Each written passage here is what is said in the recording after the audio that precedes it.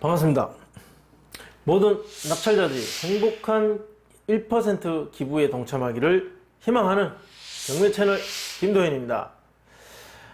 최근에 질문을 많이 남겨주시고 계십니다. 질문을 많이 남겨주셔서 거기에 대한 답변으로 제가 수업을 하고 있는데, 자, 이번 질문은 강제 집행에 대한 질문이었습니다. 자, 한번 보시겠습니다. 질문부터 보겠습니다. 자, 질문 내용은 좋은 공부를 했습니다. 질문이 있습니다만, 강제 집행 반값 정도의 금액으로 합의를 할 수는 없는지요? 채무자가 강제 집행 비용을 알 수는 있나요? 채무자가 강제 집행 비용을 알 수 있는가? 자, 이 질문의 내용은, 의미는, 자, 그가 이 강제 집행 비용을 모르면 예상되는 어떤 그 집행 비용, 그 이하에서 협의 본다는 제가 늘 수업 중에 말하는 그 금액, 그거보다 훨씬 적은 금액으로 협의해서 내보낼 수는 없느냐? 그렇게 하려면 그 사람이, 이 채무자가 이 비용을 몰라야 되지 않느냐? 이제 그런 질문인 것 같습니다. 자, 실제로 제 경험을 말씀드리겠습니다. 이게 여러 가지 통계, 모든 사람이 그런 건 아니지만, 제 경험상으로 보면, 실제 강제 집행 비용이 300만 원이다. 그러면, 한 150 정도? 이 정도 금액에 협의 보고 이사를 나간 경우가 가장 많죠. 경우의 수로 따지자면. 30평 아파트, 한 300 정도 예상되는데, 이사 비용은 300까지 드니까 그 돈 강제 집행할 바에는 그럼 280만 원 드릴게요. 이렇게 협의 보느냐? 그렇게 안 합니다.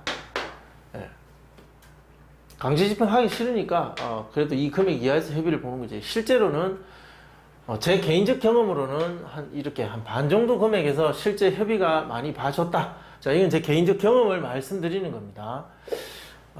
그러나 이제 요즘에 이런 정보들이 많이 있기 때문에, 선생님께서 우려하시는 이 채무자가, 명도 대상자가, 내 집을 강제 집행하려면 결국 한 300 정도는 드니까, 그러면 그렇게 할 바에는 나도 이 정도 금액은 차라리 받고 나가자 라고 생각하지 않을까, 이제 그렇게 고민하시는 거죠. 예전에 비해서 이런 내용들이 많이 알려져 있는 것은 사실입니다. 사실인데, 실제 이 강제 집행 비용이 얼마냐는 걸 안다고 해서 꼭 그 금액에서 협의가 되는 건 절대로 아니다는 거죠. 자, 이것을 한번 이해해 보셔야 될 것 같습니다. 자, 여기 보시면, 자, 이 부분에 대해서 제가 좀 설명을 드리면 조금 더 이해가 가시지 않을까.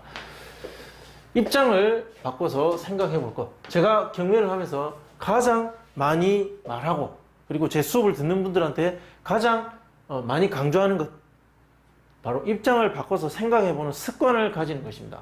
예상 낙찰가 분석할 때도 입찰자, 다른 경쟁 입찰자의 머릿속을 들여다봐라. 그리고 명도를 할 때는 명도 대상자의 머리를 들여다봐야 됩니다. 입장을 바꿔서 생각하는 것은 우리 매매에서도 마찬가지입니다. 매도자는 매수자의 머리를 알아야 됩니다.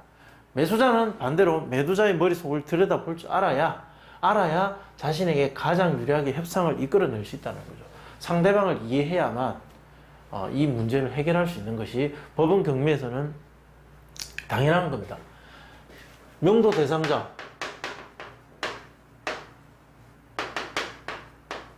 자, 대부분 보면 채무자죠.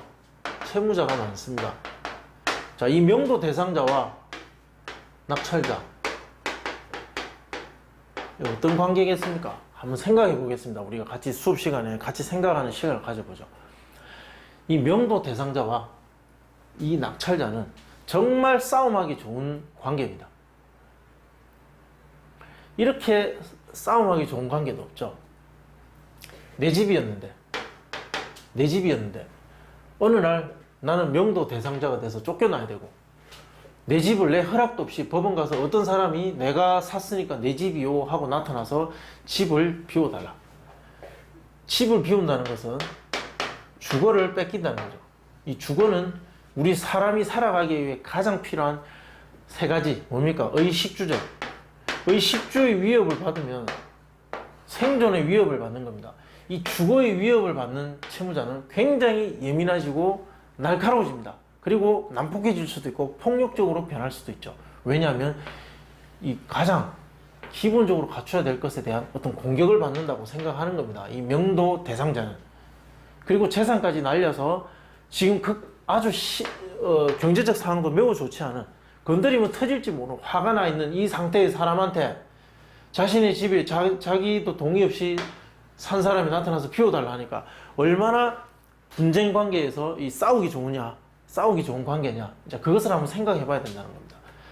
이 질문하는 사람은 낙찰자 입장에서 생각을 하겠죠. 이 사람이 강제집행 비용을 몰라서 기사비를 조금만 받고 나가기를 희망한다. 뭐 그럴 수도 있습니다. 이 사람의 머릿속을 한번 생각해 보셔야 된다는 겁니다. 굉장히 중요한 부분입니다. 극단적인 두 가지를 일단 비교해 보겠습니다. 첫 번째, 정상적인 가정을 꾸리고 살면서 일반 상식의 범위 안에서 생각을 하고 행동을 하는 사람, 가장 그냥 상식적 일반적인 사람, 우리 사회에서 가장 다수에 해당하겠죠. 자, 이런 사람이 있고, 두 번째, 모든 것을 잃고 뭐 이혼하고 재산 다 날리고 애들은 뭐 아버지 싫다고 가버리고 사업은 실패하고 온갖 거래 관계에 있던 사이 좋던 사람이 배신을 하고 등을 돌리고 소장이 날라와서 소송을 하고, 자, 모든 희망을 버린 사람, 경매 낙찰받고 찾아가 보면 이런 사람 만날 수 있습니다. 자, 가장 일반적인 경우가 가장 극단적인 희망을 잃고 완전히 모든 것을 버린 사람. 자, 이 사이에 여러 가지 경우의 상황이 있겠죠. 꼭 이런 사람과 이런 사람만 있는 게 아니라 뭐 반쯤 섞이는 사람, 또는 뭐 애는 없고 뭐 부부끼리 있는 사람, 뭐 여러 가지 정말 다양한 경우의 수가 있습니다. 뭐 경매로 집을 날린 사람이 또 직장일 수도 있고, 뭐 한 사람이 뭐 사망해서 뭐 이자를 내지 못해서 죄송합니다. 뭐 경매에 나가는 들어가는 경우의 수가 너무 많기 때문에 그 안에 살고 있는 채무자의 경우의 수도 정말 많습니다. 이 범위 안에. 그러나 일단 이 극단적인 상황 두 개를 비교를 해보면, 자, 두 개를 해보겠습니다. 자, 이런 경우일 때 일단 질문자가 원하는 대로 제가 명도를 이렇게 해보라고 제가 말씀드리겠습니다. 협의를 하지 마십시오. 협의하지 말고 언제까지 이사 나가를 통보를 하시고 그냥 강제 집행으로 밀어붙이는 겁니다. 그리고 실제 계고까지 나가는 겁니다. 계고를 나갔다 오면 이 안에 있는 일반 상식을 가진 사람의 생각은 바뀝니다. 자, 지금부터는 입장을 바꿉니다. 질문하신 선생님이 이 사람입니다.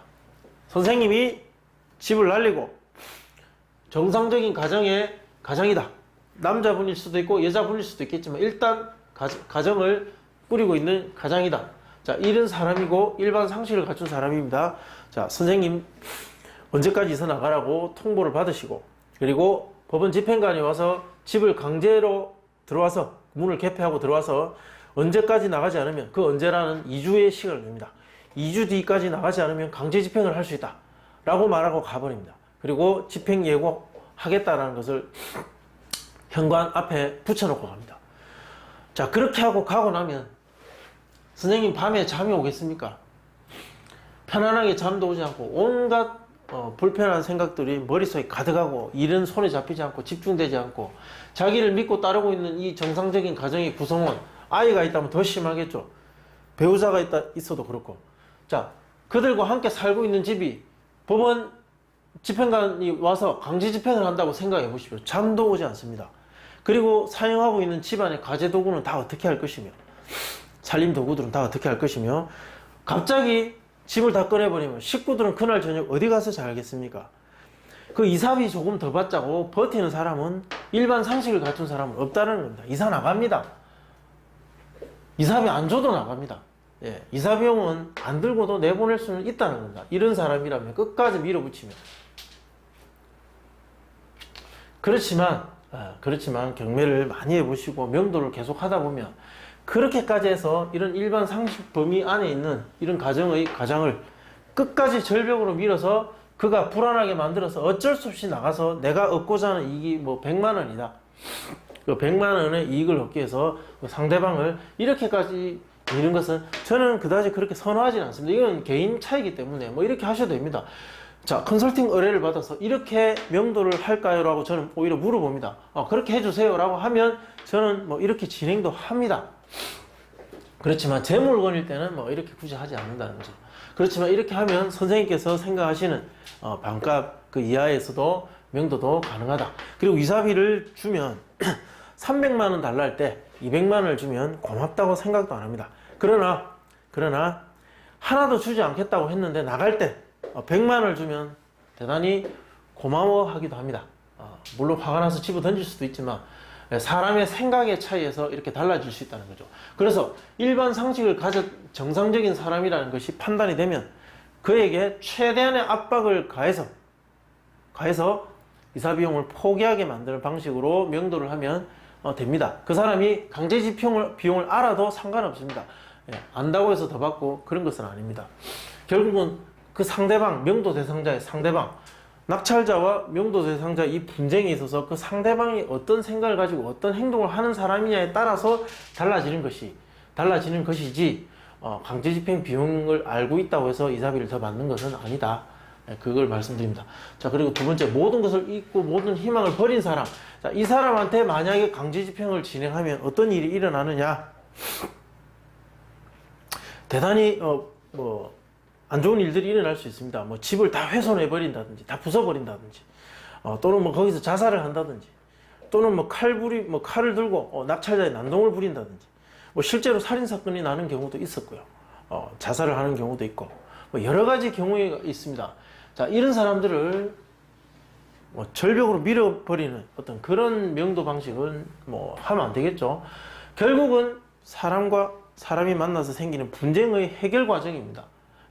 그런데 그 사람이 어떤 사람인지를 알아야 그것을 해결할 수 있습니다. 그 관계 안에서 채무자와 낙찰자,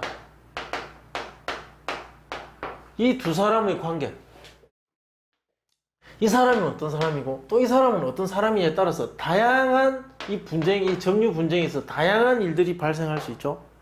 이 사람은 최대한 이익을 얻으려면 이 사람이 어떤 사람인지 그 스타일을 파악해서 그 사람에 맞게끔 가장 손해가 적은 방향으로 서로에게 가장 이익이 되는 방향으로 이끌고 가셔야 됩니다. 무조건 비용으로서 명도를 해결하는 것만은 아니다.